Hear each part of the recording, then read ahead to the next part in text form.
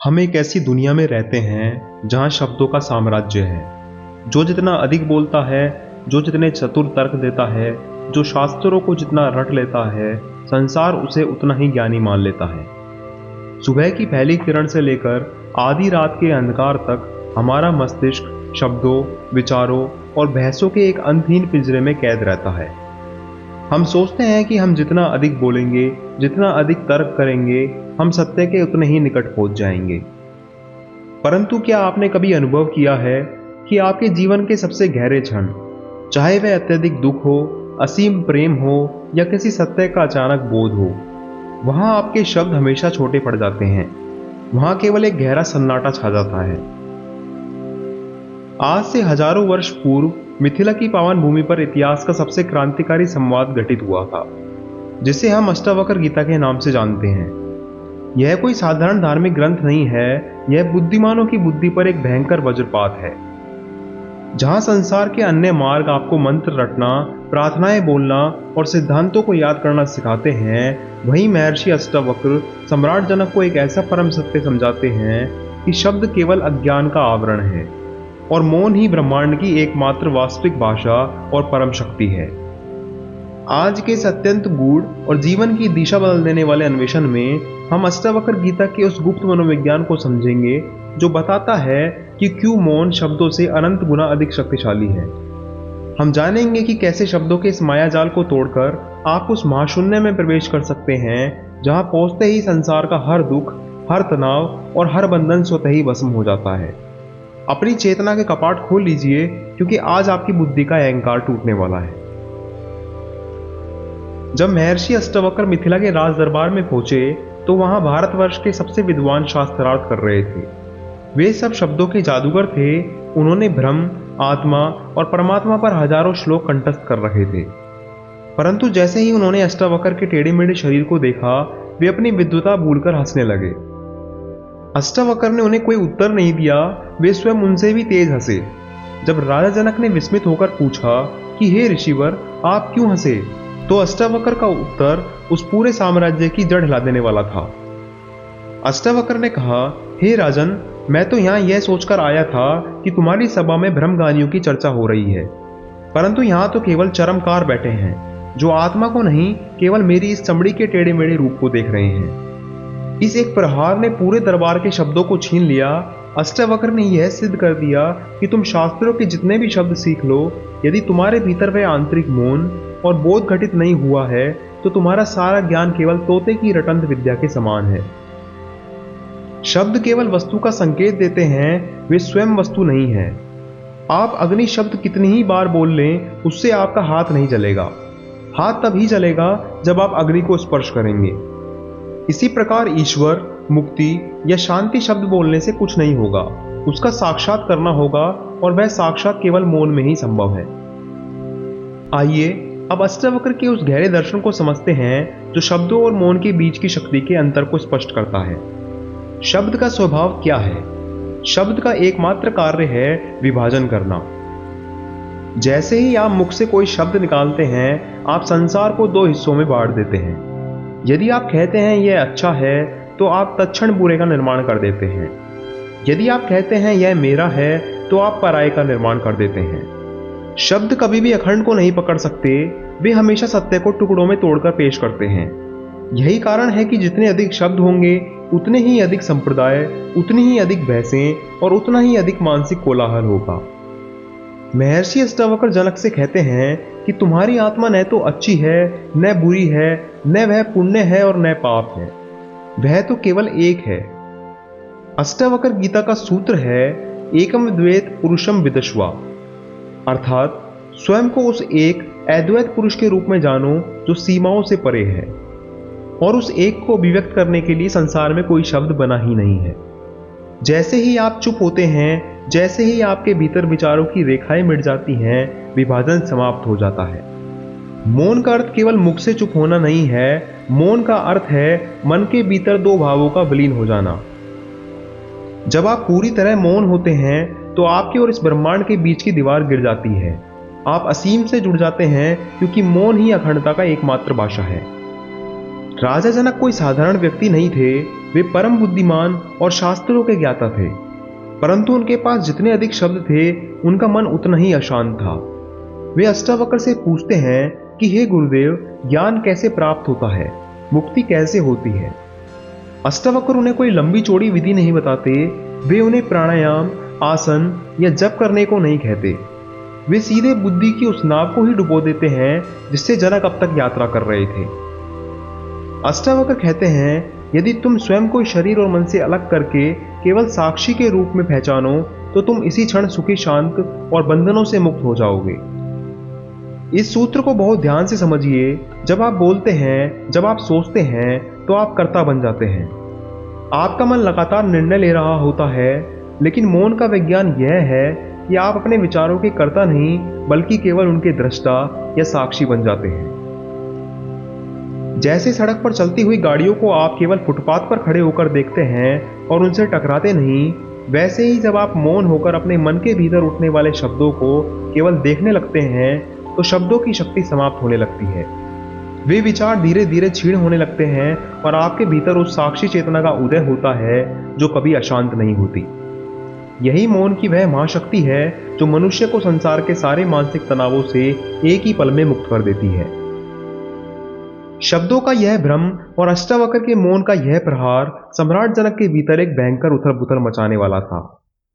जब राज जनक ने अपने सारे शब्दों, सारे तर्कों और अपनी पूरी बुद्धि का समर्पण अष्टावक्र के चरणों में कर दिया तो उनके भीतर जो शून्यता पैदा हुई उसने उन्हें कैसे एक ही क्षण में मुक्त कर दिया। और प्राचीन ऋषियों का वह कौन सा गुप्त नियम है जो कहता है कि जब मन पूरी तरह मौन होता है तो प्रकृति स्वयं आपके अनुकूल काम करने लगती है। पिछले भाग में हमने देखा कि महर्षि अष्टावक्र ने किस प्रकार मिथिला के राज दरबार में शब्दों के अहंकार पर सीधा वज्रपात किया। हमने समझा कि शब्द सदैव सत्य को टुकड़ों में तोड़ते हैं, जबकि मौन ही वह परम माध्यम है जो हमें अखंड ब्रह्मांड से जोड़ता है। राजा जनक जो कल तक शब्दों के ज्ञाता थे, आज अष्टावक्र के एक ही प्रहार से शब्दविहीन हो चुके थे। परंतु यहाँ एक बहुत सूक्ष्म संकट खड़ा होता है। जब मनुष्य के शब्द छीन लिए जाते हैं तो उसका मन और तेजी से भीतर की ओर भागता है। वह विचारों का एक नया कोलाहल पैदा करता है। अब महर्षि अष्टावक्र सम्राट जनक को चेतना के उस परम रहस्यमयी छोर तक ले जाएंगे जहां केवल वाणी का मौन नहीं बल्कि अहंकार का पूर्ण विसर्जन घटित होता है। आइए इस वैराग्य की अग्नि में थोड़ा और गहरा उतरते हैं। संसार में बहुत से लोग मौन का अर्थ केवल चुप हो जाना समझ लेते हैं। वे किसी गुफा में चले जाते हैं या अपने कमरे का दरवाजा बंद कर लेते हैं। परंतु अष्टावक्र कहते हैं कि यदि तुम्हारे भीतर इच्छाओं का बाजार सजकर बैठा है तो तुम मौन नहीं हो, तुम केवल बाहर से चुप होने का ढोंग कर रहे हो। महर्षि अष्टावक्र कहते हैं, यत्र विश्वमिदं भाति कल्पितम रजसु पर्वत आनंद परमानंद स बोध सत्वम सुखम चर। अर्थात यह संपूर्ण संसार तुम्हारे मन की कल्पना है, ठीक वैसे ही जैसे अंधेरे में रस्सी को साफ समझ लिया जाता है। जब तुम इस कल्पना को जान लेते हो तभी परम आनंद का उदय होता है। इस सत्य को आपके जीवन के संदर्भ में समझिए। आपके तनाव का कारण बाहर का शोर नहीं है, आपके दुखों का कारण दफ्तर की राजनीति या जीवन की असफलताएं नहीं है। वास्तविक कारण वह भीतर का कोलाहल है जो लगातार कहता रहता है, मुझे यह पद चाहिए, मुझे वह सम्मान चाहिए और मेरे साथ ऐसा क्यों हुआ। जब तक आपके भीतर चाहत का यह कीड़ा जीवित है तब तक आपके शब्द शांत नहीं हो सकते। अष्टावक्र समझाते हैं कि वास्तविक एकांत वन में नहीं है, वास्तविक एकांत तब घटित होता है जब मन के भीतर से संसार की सत्यता का भ्रम टूट जाता है। जब आप यह जान लेते हैं कि यह दृश्य जगत केवल एक स्वप्न की भांति क्षणभंगुर है तो मन स्वतः ही अपनी दौड़ रोक देता है। दुनिया के सारे मार्ग आपको कुछ ना कुछ करने की सलाह देते हैं। वे कहते हैं यह अभ्यास करो, वह त्याग करो, इतनी मेहनत करो। परंतु अष्टावक्र गीता का मार्ग अद्भुत रूप से प्रयासहीनता का मार्ग है। इसे अष्टावक्र निवृत्ति या अक्रम कहा जाता है। जब राज जनक पूछते हैं कि इस अशांत मन को स्थिर कैसे किया जाए तो अष्टावक्र का उत्तर चकित कर देने वाला होता है। वे कहते हैं तुम मन को स्थिर करने का प्रयास भी मत करो, क्योंकि तुम्हारा प्रयास ही मन को और अशांत कर देगा। कथम बंधे कथम मोक्षे का चिंता का चय वा शमय अहो विस्मरत रूपम मम निर्माणश्चय। अर्थात कैसा बंधन और कैसी मुक्ति, कैसी चिंता और कैसा मन का शमन। आश्चर्य है कि मैं अपने उस स्वरूप को भूल गया जो सर्वथा वासनाओं से रहित और निष्प्रयोजन है। जब आप शांत होने की जिद भी छोड़ देते हैं तो आपके भीतर का अंतिम संघर्ष समाप्त हो जाता है। यही वह क्षण है जहां अकर्म घटित होता है। जैसे पानी को साफ करने के लिए उसमें हाथ मारने की आवश्यकता नहीं होती, बल्कि उसे केवल छोड़ देना होता है। वैसे ही जब आप स्वयं को बदलने का हर प्रयास छोड़ देते हैं तो चेतना अपने मूल, शुद्ध और परम मौन स्वरूप में वापस लौट आती है। अब हम मौन के उस गुप्त नियम की ओर बढ़ रहे हैं जो आधुनिक मनुष्य की बुद्धि से परे है। विज्ञान कहता है कि ब्रह्मांड की सबसे बड़ी शक्तियां जैसे गुरुत्वाकर्षण या अंधकार पूरी तरह अदृश्य और मौन है। वे कोई आवाज नहीं करती, परंतु पूरे ब्रह्मांड को नियंत्रित करती है। ठीक यही नियम मानवीय चेतना पर भी लागू होता है। जब एक मनुष्य शब्दों के जाल से ऊपर उठकर इच्छाओं का विसर्जन करके अष्टावक्र के साक्षी भाव में स्थिर हो जाता है तो वह एक महाशून्य बन जाता है। जब आपके भीतर का याचक मर जाता है तो आपकी पात्रता अनंत गुना बढ़ जाती है। जब आपके अस्तित्व का स्पंदन इतना शक्तिशाली हो जाता है कि प्रकृति आपके बिना बोले ही आपकी आवश्यकताओं को पहचान लेती है। इसे अष्टावक्र का सहज जीवन कहते हैं। एक ऐसा जीवन जहां आपको सफलता के लिए चीखना नहीं पड़ता, जहां आपको शांति के लिए भीख नहीं मांगनी पड़ती। लोग आपके मौन के आकर्षण से खींचे चले जाते हैं। परिस्थितियां स्वतः ही आपके अनुकूल होने लगती हैं, क्योंकि आप अब ब्रह्मांड की मूल आवर्ती के साथ एक सर में आ चुके हैं। आपका मौन ही आपका सबसे बड़ा साम्राज्य बन जाता है। अष्टावक्र के इस परम अकर्म और शून्य की शक्ति ने सम्राट जनक के भीतर के अंतिम संशय को भी भस्म कर दिया था। परंतु जब राज जनक इस परम मौन को पा गए तो उन्होंने अपने राजपाट का क्या किया? क्या एक मौन व्यक्ति संसार में रह सकता है? और अष्टावक्र गीता का वह अंतिम महासूत्र कौन सा है जो आज के तनावग्रस्त और अशांत मनुष्य को इसी क्षण, इसी वक्त जीवन मुक्त कर सकता है? पिछले भागों में हमने चेतना की उन परतों को देखा जिन्होंने हमें शब्दों के कारागार में कैद कर रखा था। हमने समझा कि कैसे हमारे शब्द सत्य को विभाजित करते हैं और कैसे हमारा भारी मौन तब तक व्यर्थ है जब तक भीतर इच्छाओं का बाजार गर्म है। हमने महर्षि अष्टावक्र के उस प्रहार को महसूस किया जो कहता है कि मन को शांत करने का हर प्रयास ही मन की सबसे बड़ी अशांति है। अब हम महर्षि अष्टावक्र और सम्राट जनक के इस महासंवाद के उस अंतिम और सर्वोच्च शिखर पर आ चुके हैं, जहां मनुष्य केवल गुफाओं में शांत नहीं बैठता, बल्कि संसार के भीषण कोलाहल के बीच, युद्ध के मैदान में और जिम्मेदारियों के बोझ तले भी परम मौन को सिद्ध कर लेता है। इस अंतिम भाग में हम जानेंगे कि जब एक मनुष्य पूर्ण विसर्जन को उपलब्ध हो जाता है तो वह जीवन मुक्त कैसे बनता है। हम समझेंगे कि अष्टावक्र का यह गुप्त मनोविज्ञान कैसे आज के आधुनिक और तनावपूर्ण मनुष्य को इसी क्षण परम शांति का सम्राट बना सकता है। संसार के अधिकांश साधक सोचते हैं कि मौन केवल तभी तक सुरक्षित है जब तक वे संसार से दूर हैं। जैसे ही वे दफ्तर जाते हैं, परिवार के बीच आते हैं या समाज के शोर में उतरते हैं, उनका मौन कांच के बर्तन की भांति टूट जाता है। परंतु महर्षि अष्टावक्र का मौन इतना कमजोर नहीं है। वे जनक को सहज समाधि का विज्ञान सिखाते हैं।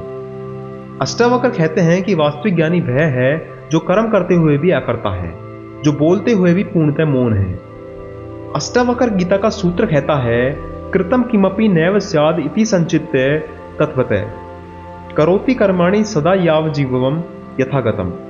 अर्थात जिसने तत्व को जान लिया है वह यह समझता है कि मेरे द्वारा वास्तव में कुछ भी नहीं किया जा रहा है। ऐसा ज्ञानी पुरुष जीवन भर सारे आवश्यक कर्म वैसे ही सहजता से करता है जैसे वे सामने आते हैं। मनुष्य के भीतर 24 घंटे विचारों की जो रेलगाड़ी चलती है, उसका ईंधन क्या है? उसका ईंधन है हमारी वासना और भय। जब तक मन में यह धारणा है कि यदि मुझे यह वस्तु नहीं मिली तो मैं अपूर्ण रह जाऊंगा, तब तक विचार नए नए शब्दों और चिंताओं को जन्म देते रहेंगे।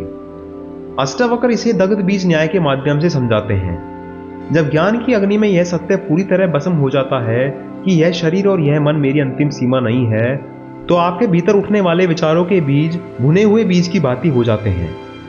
एक जीवन मुक्त मनुष्य के मस्तिष्क में भी विचार आते हैं, क्योंकि जब तक शरीर जीवित है मस्तिष्क अपना कार्य करेगा, परंतु उसके विचार किसी नए दुख, नए तनाव या कर्म बंधन को जन्म नहीं दे पाते। वे विचार आते हैं और आकाश में उड़ते हुए बादलों की तरह बिना कोई निशान छोड़े विलीन हो जाते हैं। इस स्थिति में मनुष्य का आंतरिक संवाद पूरी तरह शांत हो जाता है।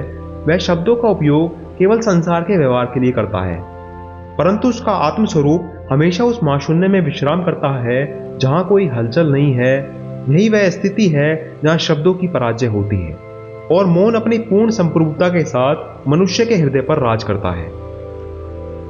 जैसे ही आप इस साक्षी भाव के परम मौन में उतरेंगे, आप पाएंगे कि जो मानसिक शांति, जो आनंद आप जीवन भर भारी सफलताओं और दूसरों की प्रशंसा के शब्दों में ढूंढ रहे थे, वह तो हमेशा से आपके भीतर एक शांत महासागर की भांति लहरा रहा था। अपनी चेतना के राजा बनिए, शब्दों के इस पिंजरे को तोड़िए और महर्षि अष्टावक्र के इस परम मौन के विज्ञान को सिद्ध करके इसी क्षण जीवन मुक्त हो जाइए। यदि अष्टावक्र गीता के इस महासंवाद ने आपके भीतर के कोलाहल को थोड़ा सा भी शांत किया है, तो अपने इस मौन के अनुभव को नीचे कमेंट सेक्शन में अवश्य साझा कीजिएगा। इस परम सत्य की अग्नि को उन सभी आत्माओं तक पहुंचाइए जो इस समय मानसिक अशांति के अंधकार में भटक रही हैं।